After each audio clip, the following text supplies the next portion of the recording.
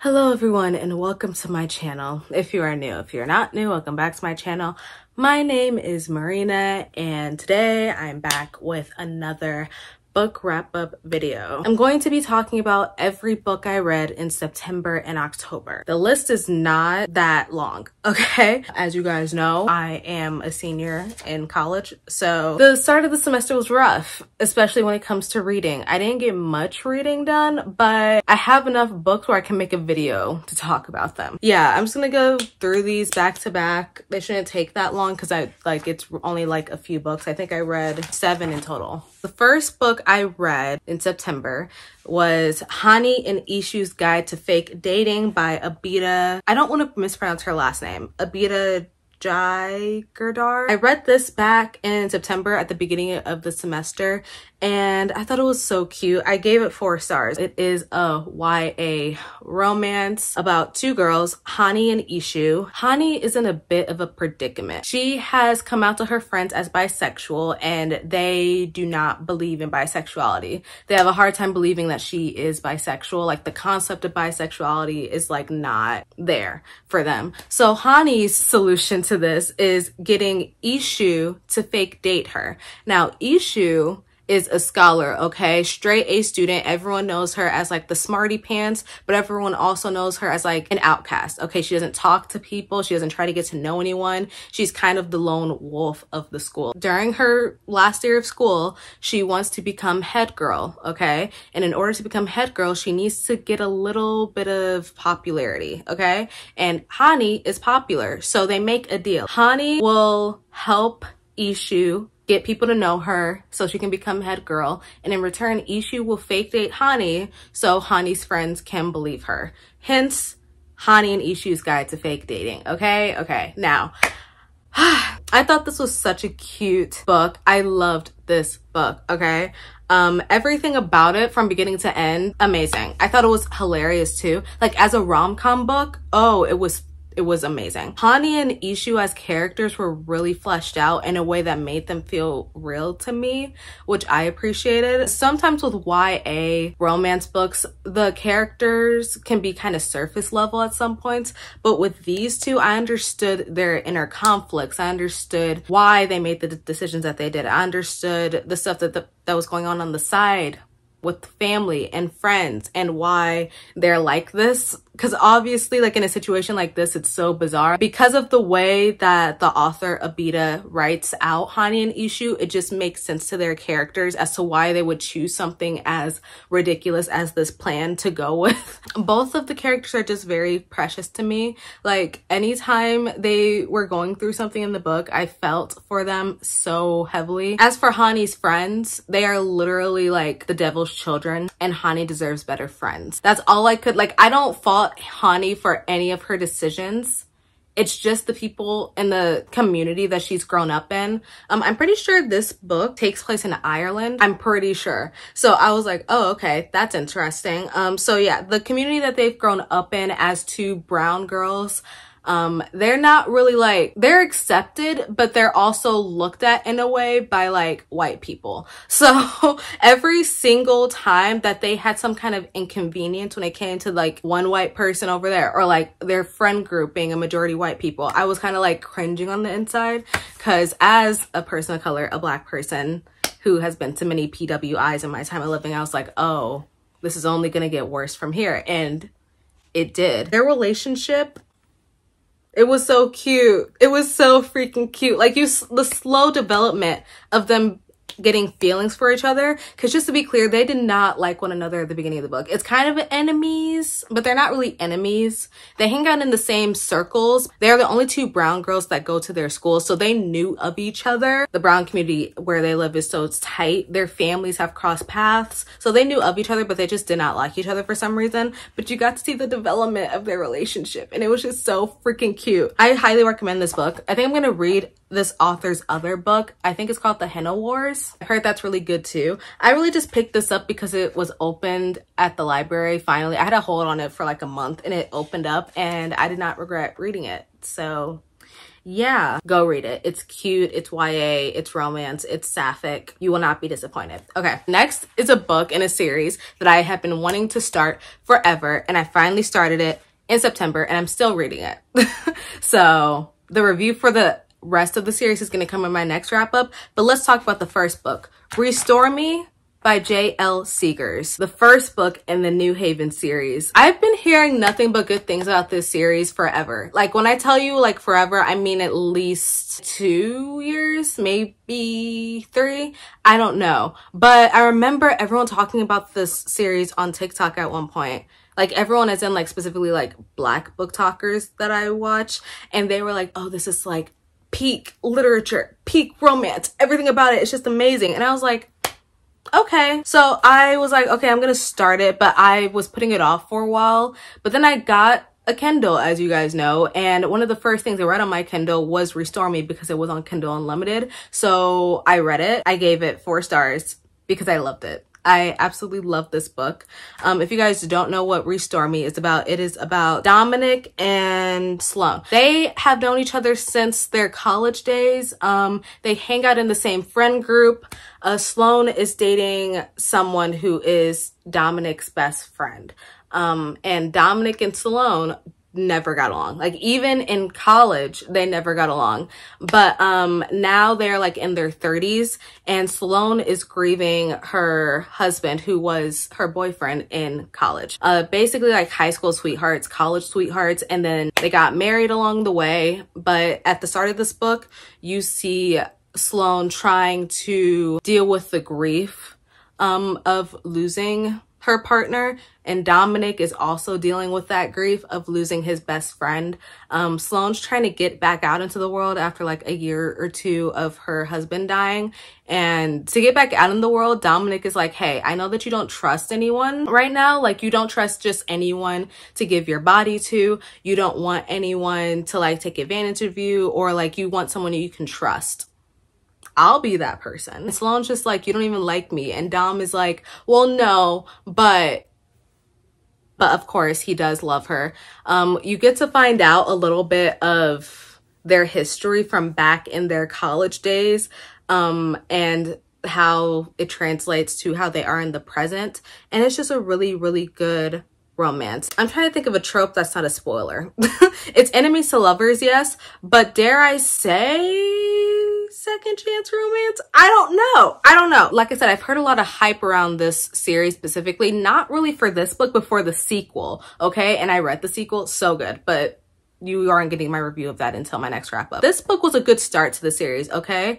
I really loved the romance, but I loved even more the found family in this book, and I would have loved it even more than I already did if it was touched on a bit more. That was the one reason why I didn't give this 5 stars, though like the found family aspect isn't the main part of the book. I feel like it was not as touched on in this as I wish it was.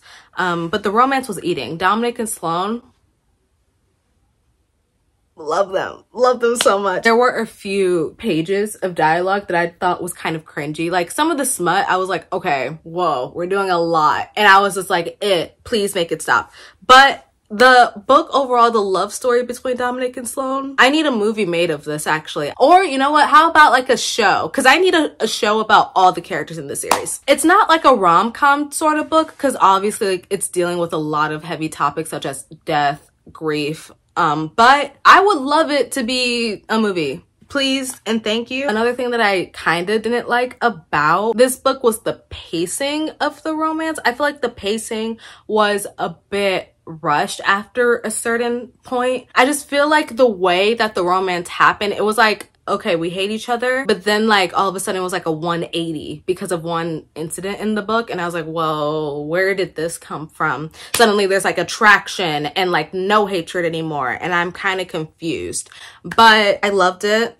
I will say Sloane's mom, there's a hot, burning, sizzling seat in hell for that woman. This series, all of the parents of the main characters suck. Like, what's that about? Because like I said, I'm reading the sequels right now, and oh my god, the parents are terrible, except for one parent deserves rights. The others, Salone's mom was making me stressed throughout this whole entire book. Yeah, with that being said, great book. I highly recommend the series overall because I feel like once I actually finish the series, I'm gonna like have a hole in my heart. Like I'm gonna like need something to fill the void again. It's that good. Restore Me, first book in the New Haven series by J.L. Seegers.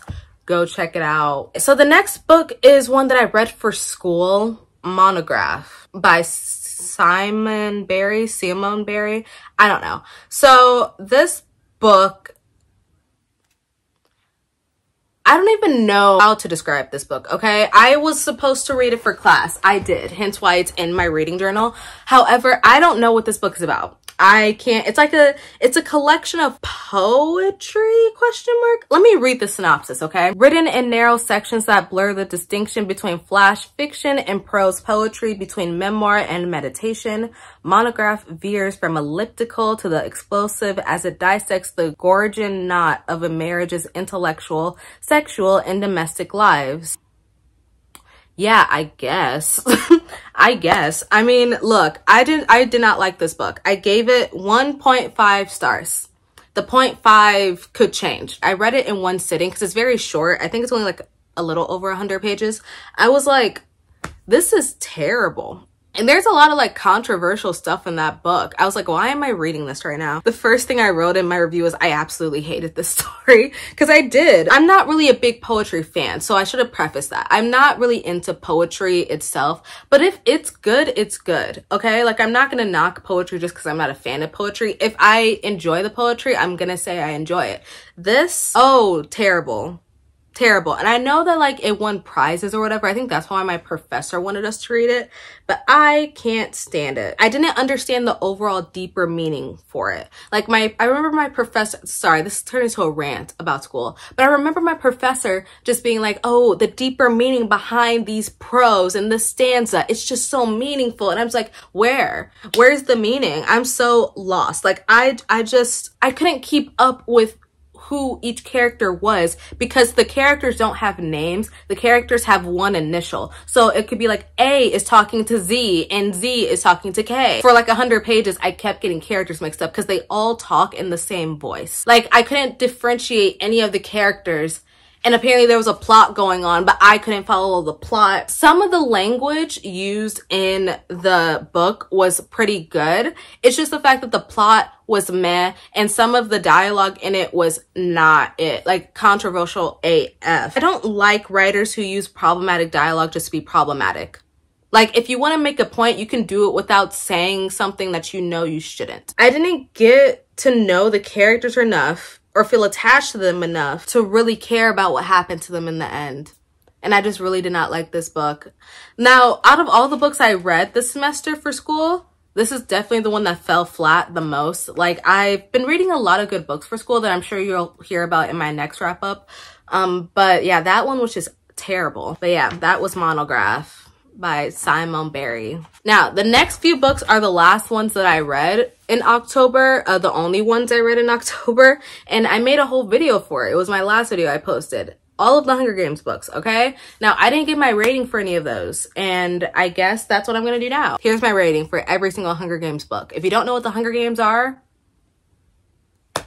I don't know what to tell you. Like, you must be living under a rock because I'm not even trying to be funny. Like, if you don't know what the Hunger Games are, what the book is, the franchise is, you should go do that. But I'm going to give you a brief synopsis. The Hunger Games is about a girl named Katniss. She lives in a society where every year 2 kids from each district across the country of Panem get picked to fight to the death in the Hunger Games, and each tribute is a kid. So like they range from the age of 12 to 18, I believe. She volunteers for her sister who is 12 years old, who gets picked. She's like, I volunteer as tribute. Please don't kill my sister. And she goes with Peeta. Sorry, I'm blushing just thinking about him. I'm so sorry. With Peeta Mellark.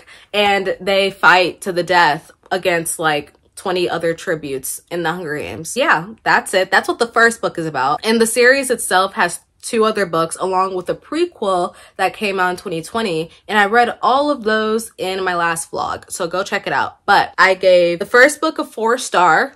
I enjoyed the first book. I liked this book because I got to understand Katniss a little bit more. That's what I liked about the entire series in general. It's just being in Katniss's head, because while watching the movies when I was younger, I didn't understand any of her decisions.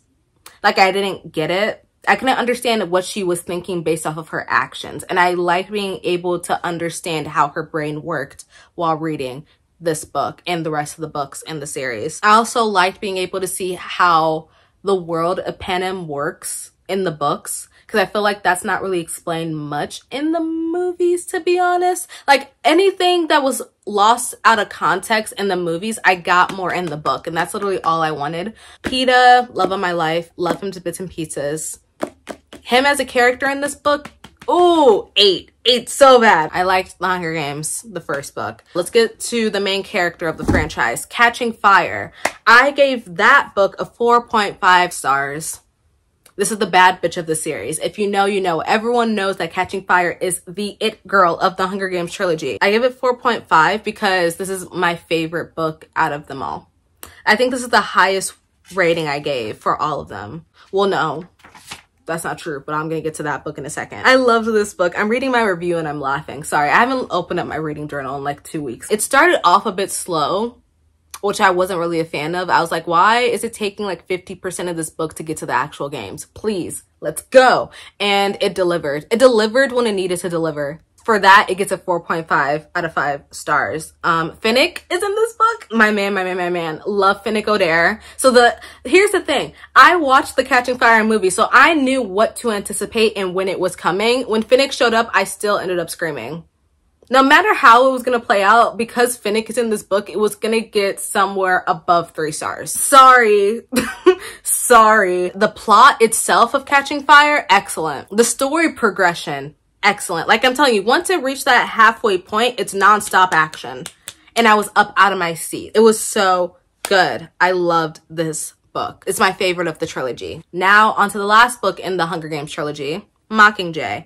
I gave this one a 3 out of 5 stars. I feel like, just like with Catching Fire, it was pretty slow in the first half, and then in that second half, a lot of action. But with this book, it makes sense because it's the last book in the trilogy, so obviously like the finale is going to be like, whoa, crazy, right? As for that ending, if you watch my video, you know how I feel about that ending. Bombastic side eye, but it wasn't a bad book. I know that everyone says that this is the worst book in the series and also has the worst movies in the franchise.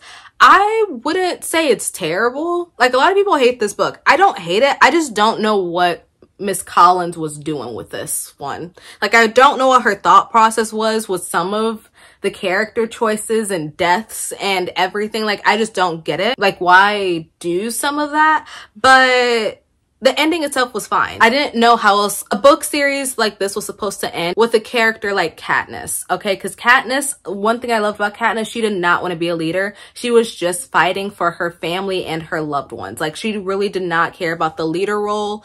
And after all of that is said and done, she just wants to be happy in the end. So all we got was like a happy ending. And that was all I wanted. Nothing really too dramatic or anything, and I thought it was okay. The ending itself was fine. It's just the way that the rest of the book played out was just kind of strange to me, and the pacing was weird. The pacing in Mockingjay is so strange to me. Yeah, Mockingjay, I gave it 3 stars. Now let's get to my actual favorite of the entire series of the Hunger Games, The Ballad of Songbirds and Snakes. This is the prequel book to the Hunger Games trilogy. I gave this 4.75 out of 5 stars. Excellent pieces of literature, but this is the most excellent, okay? I hate to say it. I know some people really hate that this book even exists. I know some people just despise this book in general. I'm not one of those people. I think this book is an essential read. Whether you read it before or after you read the Hunger Games trilogy, doesn't matter. You need to read this book to understand the complexities behind something as ridiculous of a concept as the Hunger Games. It's so good. If you don't know what The Ballads of Songbirds and Snakes is about, like I said, it is a prequel to the Hunger Games, but it follows Coriolanus Snow, who is the president and villain in the original Hunger Games trilogy. This follows him when he's like 18 years old, I think 17 or 18 years old. And he is at the academy studying at school, and it's like 10 years into the Hunger Games, okay? So by the time Katniss is a tribute, it's like the 74th Hunger Games. In this book, it is the 10th annual Hunger Games. So it's still pretty new. It's a fresh concept. And for the 10th annual Hunger Games, Coriolanus Snow and the rest of his classmates are chosen to be mentors for the tributes that year. So you get to see him as he mentors a girl named Lucy Gray Baird. Queenie, love her. And the trials and tribulations of being a mentor while also being someone who is from the Capitol who believes that the Hunger Games are necessary. You get to see how twisted this man is. Like, this isn't a redemption arc for Snow, and a lot of people treat it as such, and I'm scared because I also watched the movie. Okay, I saw the movie yesterday. I'm so scared that people are gonna treat this man like he's not a villain. Snow is a villain. You really need to read the book to get the context of this man, because the way that he thinks is ridiculous. Okay, the way he's just always been a psychopath, and this book kind of proved it. But I loved every moment of it. Okay, I absolutely loved this book. The one thing I really wanted more of in the Hunger Games is to see the politics behind the system. And when you're in Snow's head, you're basically seeing how the Capitol does what it does and why it does what it does, and the system and how it works. And that's what I wanted. That was like my favorite part of this book, like getting to see the way the Capitol kind of explains this stuff and how they justify it. Because I was asking that for 3 books straight. Like, how does someone agree to this? How do people cheer for this? This is how. And this is like 10 years after the war as well. So like there's a lot of trauma from the Capitol. So like they take all of their anger out on these tributes. And Snow has to deal with the conflict of slowly falling in love with Lucy Gray, his tribute, while knowing that she might die in this Hunger Games and he can't stop it. There's a lot of layers to this book. So many layers that only Suzanne Collins can do correctly. Like, I really trust this woman. She knows how to write. Like, YA dystopia has never been the same since Hunger Games. And she kind of reinstated it 10 years later with this prequel book. Snow has always been a weirdo from jump. He's always been a weirdo. But it's the way that Suzanne Collins writes his weirdness. Like, you see it from the first page alone, how weird he is. And then it just gets worse. And we see how it gets worse 60 years later when he is beefing with a 16-year-old girl. I love the side characters. Sejanus, love him. Love him. The emotional impact of this book really got me. When I finished it, I didn't get it on camera. When I finished it, I did kind of cry. Because what even happened? It's definitely my favorite, if you couldn't tell by my rating, my 4.75 rating. I love this book. It's my favorite one out of the Hunger Games universe. And the movie was good, but I don't think you'll understand how weird this man is until you read the book. You have to read the book, because I feel like people are going to be sympathizing with him or whatever. No, Coriolanus Snow is a villain. Please treat him as such. That's the last book I read in October. All I read in October was Hunger Games. That video, it was like an hour long because it took me like a little less than a month, almost exactly a month, to get through those books. So yeah, school has been taking up all my time. I haven't had time to read much as of late, but November, ooh, I've been reading a lot. Like, I'm on right now, I think I'm on my 6th book right now in November. Your girl is reading. If you guys enjoyed this video, thank you. If you like to follow me on my social media, here it is. I mostly interact on Twitter. But if you'd like to follow me on all the other apps, such as TikTok, Instagram, they're all going to be linked down in the description below. I think that's it. I'll see you guys in my next video. Bye, everyone.